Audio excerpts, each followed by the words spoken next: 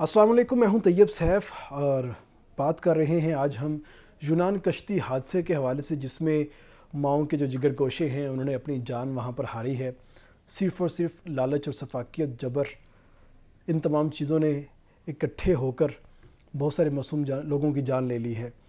तो अब तक का जो फिगर सामने आया है उसमें तकरीबन 300 पाकिस्तानी जो हैं उस हादसे के अंदर अपनी जान की बाजी हार चुके हैं और मज़ीद अभी जो तलाश है और शनाख्त का अमल है वो जारी है। इस हवाले से FIA ने और ख़ासतौर पर वजारत दाखिला ने और जो फ्रांसिक लेबॉर्ट्रीज़ हैं उन्होंने सैम्पल कलेक्शन का, DNA सैम्पल कलेक्शन का जो मरहला है वो शुरू किया हुआ है और जिनके प्यारे उस कश्ती के ऊपर मुमकिन तौर पे हो सकते थे उन तमाम ने वहाँ पर अपने जो सैम्पल्स हैं वो देना स्टार्ट कर दिए हैं। ये सैम्पल बाद में यूनान भिजवाए जाएंगे और उसके बाद वहाँ पर पता चलेगा कि आखिर ये जो डेड बॉडी है ये किसकी है। तो ये तमाम तर चीज़ें तो बात की आ जाती हैं और अब सिवाय अफसोस के या लकीर पीटने के कोई दूसरी बात जो है वो सामने नहीं रहती हमारे। आखिर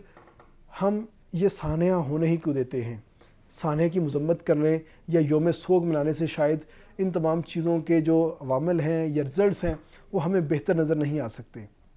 चीज़ें बेहतर हो सकती हैं इदारों के काम करने से। अगर हम इदारों की नाअहली की बात करते हैं तो इदारों की नाअहली इस लेवल तक बढ़ चुकी है कि पंजाब भर के अंदर इनके जो एजेंट्स हैं, उनके जो रैकेट्स हैं वो पूरे के पूरे कायम हैं और वो लोगों को वरगलाते हैं, बच्चों को, नौजवानों को हसीन ख्वाब दिखाते हैं और उनको यूरोप भिजवाने की बात करते हैं।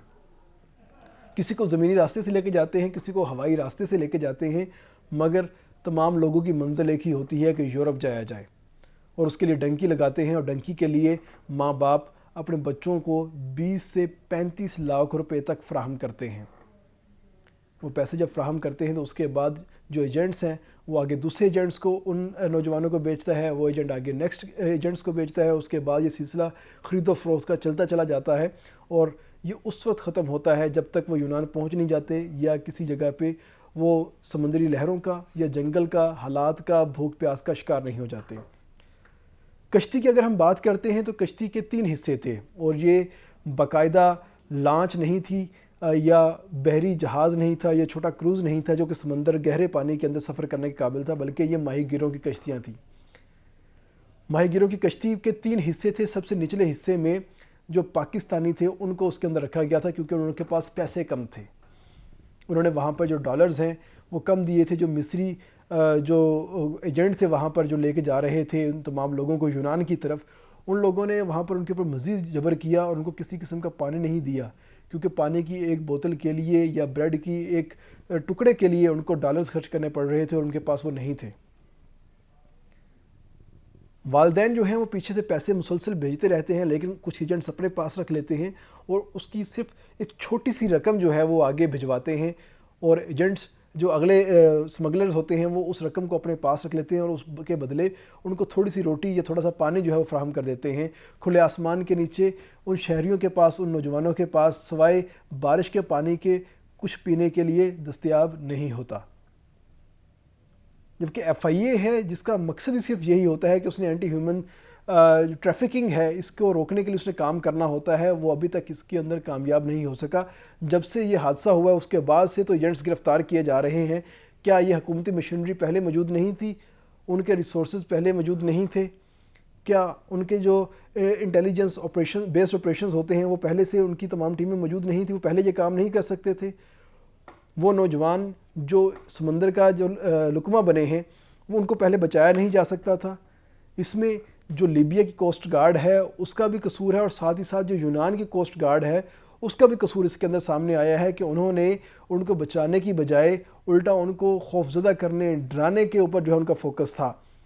कश्ती 7 घंटे तक एक जगह पे रुकी रही मगर उनको यूनान के साहिल पर लंगर अंदाज होने की इजाज़त नहीं दी गई। हेलीकॉप्टर जो है उसके पास से गुजरते रहे, जो दूसरी कश्तियाँ थी जो कि स्पीड बोट थी कोस्ट गार्ड की उनके पास से गुजरते रहे, उनको डराते रहे कि आप लोग यहाँ से वापस चले जाएं, मगर वापस जाने से उन्होंने इनकार कर दिया, लेने से उन्होंने इनकार कर दिया और रिज़ल्ट ये निकला कि वो कश्ती 7 घंटे जो एक ही जगह पर रुकी हुई थी वो डूब गई और लोग जो हैं, कुछ लोगों ने अपनी जानें बचाने के लिए समंदर के अंदर छलांग लगाने की कोशिश की लेकिन तैराकी नहीं आती थी तो वो भी जो है समंदर का रिस्क बन गए और उनकी डेड बॉडीज़ जो हैं वो तैयार कर जब सामने आई तो उसके बाद जो हादसा हुआ उसकी सेवेरिटी का अंदाज़ा हुआ।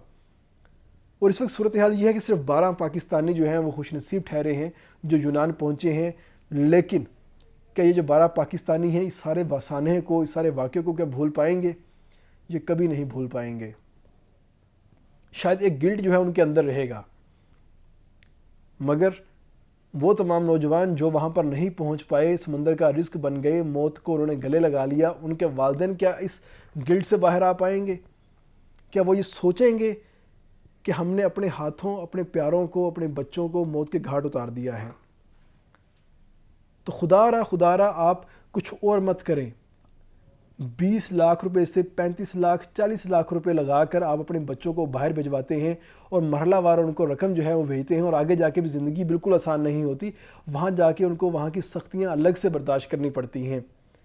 تو ہمارا نوجوان باہر کی سختیاں برداشت کرنے کو تیار ہو جاتا ہے، لیکن اپنے ملک کے اندر کام کرنے کو راضی نہیں ہوتا۔ وجہ صرف یہی ہوتی ہے کہ وہ سہانے خواب دیکھ دیکھ کر اتنا ایک فینٹیسی کی دنیا میں چلا جاتا ہے، اس کو یہ موجودہ دنیا ہوتی ہے یا ریئلٹی کی دنیا ہوتی ہے اس کو اچھی ہی نہیں لگتی، وہ اس چیز کو پرائرٹی دیتا ہے کہ وہ باہر چلا جائے، اور رزلٹ یہی نکلتا ہے کہ کوئی جنگل میں مارا جاتا ہے،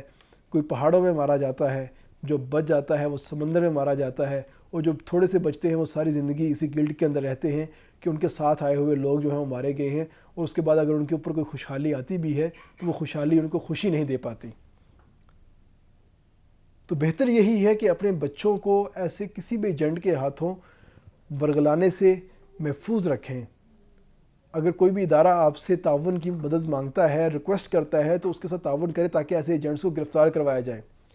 وجہ یہ آتی ہے کہ جب والدین کو پتہ ہوتا ہے کہ ان کا بچہ ایجنٹ کے تھرو جا رہا ہے تو اس وقت تک اس ایجنٹ کا نام وہ کسی بھی ادارے کو نہیں بتاتے، اس کی ہوا تک خارج نہیں کرتے کہ کہیں ہمارا بچہ یورپ جانے سے کہیں رہ نہ جائے۔ لیکن جب ایسے واقعات ہو جاتے ہیں تو پھر وہی والدین اداروں کے پاس جاتے ہیں اور ان کو بتاتے ہیں کہ ہماری بستی سے اتنے بچے چلے گئے ہیں۔ اس وقت اگر ہم سینٹرل پنجاب کی بات کرتے ہیں جس میں وزیر آباد، گجرانوالہ، گجرات، سرائے عالمگیر، جہلم اور راولپنڈی کی اگر بات کرتے ہیں، کوٹلی ستیاں، اس کے بعد کشمیر کی بات کرتے ہیں، تو ایجنٹوں نے دیہات کے دیہات، گاؤں کے گاؤں خالی کر دیے ہیں، ایک ایک دیہات کے اندر سے کروڑوں روپے لے کے لوگ نکلے ہیں۔ جب اتنی بڑی ٹرانزیکشنز ہو رہی تھی، کیا اداروں کو پتہ نہیں چل رہا تھا؟ کیا پاکستانی گورنمنٹ نے یہ جو سارا معاملہ ہوا ہے اس کے اوپر اقوام متحدہ کے اندر یونان کی اس بے حسی کے اوپر کوئی سوال نہیں اٹھایا ابھی تک؟ سوگ کا اعلان تو کر دیا ہے، لیکن ان تمام تر چیزوں کو ختم کرنے کے لیے کوئی لاہے عمل اپنایا ہے؟ ابھی تک نہیں اپنایا۔ مائیں جو ہیں اپنے بچوں کو یوں ہی بھیج رہی ہیں، اور وہ بچے جو ہیں وہ رزق بن رہے ہیں سمندر کا، کیونکہ ان کو یہاں پر نہیں رہنا، وہ یہاں کے سسٹم سے کافی حد تک باغی ہو چکے ہیں، ان کو وہاں کی دنیا نظر آتی ہے، اور جو وہاں پر لوگ ہوتے ہیں ان کو بتاتے ہیں کہ ڈنکی کی صرف تھوڑی بہت جو تنگی ہے وہ آپ کو دیکھنی پڑے گی، اس کے بعد یہاں پر عیش ہی عیش ہے، جبکہ وہاں پر بھی جا کے عیش نہیں ہوتی۔ ہم لوگوں نے اپنے حصے کی سٹرگل یہاں پر کر لی ہے، 25 سال 30 سال کی عمر تک ہم یہاں پہ سٹرگل کر چکے ہیں، لیکن اگر ہم وہاں پر جائیں گے تو ہمیں وہاں پر دوبارہ پھر سے سٹرگل کرنی پڑے گی زیرو سے۔ یہاں کی ہماری جو سٹرگل ہے وہ بالکل ختم ہو جاتی ہے، مگر اس چیز کے بارے میں کوئی نہیں سوچتا۔ تمام لوگ حسین خوابوں کے بارے میں دیکھتے ہیں، اور وہ حسین خواب سمندر کے اندر ڈوب جاتے ہیں جب یونان کی کوسٹ گارڈ ان کو اپنے پاس نہیں آنے دیتی، اور اگر پاس آنے بھی دیا جائے تو جب ان کشتیوں سے لوگوں کو اتارا جاتا ہے تو ان کشتیوں کے اندر بیشتر لوگ ادھ مرے ہوئے ہوتے ہیں، اور کچھ لوگ بھوک اور پیاس کی وجہ سے پہلے ہی مر چکے ہوتے ہیں، کیونکہ جو رپورٹس آ رہی ہیں اس کے مطابق کشتی کے اندر جب لوگوں نے چھلانگیں لگانا شروع کی تھی اور جب کشتی نے ڈوبنا شروع کیا تھا، اس سے پہلے 6 پاکستانی جو ہیں وہ اپنی جان کی بازی ہار چکے تھے، کیونکہ ان کے پاس پینے کو پانی نہیں تھا، کھانے کو ان کے پاس روٹی نہیں تھی، اور آکسیجن کے نام پہ ان کے پاس صرف اور صرف ڈیزل کی یا سمندری ہواؤں کی جو ایک بدبودار میزج تھی اس کے اندر وہ سانس لینے پر مجبور تھے، جس کے وہ عادی نہیں تھے، اور تمام لوگ اپنی جان جو ہے وہ ہار گئے، مگر ایک پوری دنیا کو جو ہے اس معاملے میں جگا دیا ہے انہوں نے۔ لیکن یہ جاگنا صرف تھوڑے ہی وقت کے لیے ہوگا، کیونکہ ہم ایک لمبی نیند سو جاتے ہیں اور تبھی جاگتے ہیں جب کوئی اگلا حادثہ ہوتا ہے۔ یونان کے حوالے سے یورپ جانے کے حوالے سے اگر آپ سرچ کریں تو کشتی حادثے کے حوالے سے ایک لمبی فہرست ہے جو کہ ہمیں نظر آتی ہے، مگر ہم کہتے ہیں کوئی بات نہیں، تھوڑے سے لوگ تھے، تھوڑے سے لوگ تھے، تھوڑے سے لوگ تھے، لیکن تھوڑے تھوڑے لوگ کر کے اس وقت سینکڑوں لوگ، ہزاروں لوگ جان کی بازی ہار چکے ہیں۔ اتنے لوگ تو ہمارے دہشت گردی کی جنگ میں نہیں مارے گئے تھے جتنے کہ اس انلیگل امیگرنٹس کے اندر مارے گئے ہیں۔ تو اپنے بچوں کو ڈوبنے سے بچائیں، ان کو اپنے پاس رکھیں، بجائے اس کے کہ آپ ان کو کسی دوسرے ملک کے اندر کسی دشمن کے ہاتھوں یا کسی اسمگلر کے ہاتھوں فروخت کر دیں۔ اس سے بہتر ہے کہ آپ ان کو اپنے پاس رکھیں، تھوڑا کھا لیں لیکن گھر کا کھا لیں، اپنے بچوں کو ان کے خوابوں سمیت سمندر کے اندر مت ڈوبنے دیں۔